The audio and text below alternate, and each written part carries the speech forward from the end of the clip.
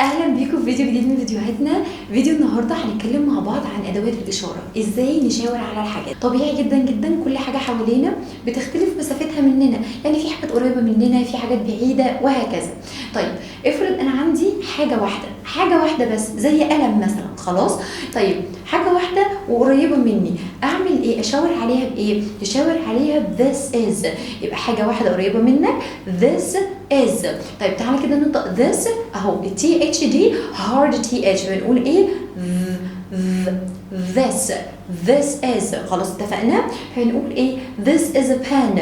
معنى كده ان القلم ده حاجه واحده وقريبه منك، انت ماسكها او مشاور عليها. خلاص اتفقنا؟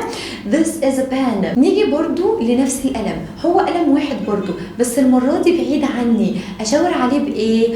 that is. يبقى حاجه واحده بعيده عني that is. اقول ايه؟ that is a pen.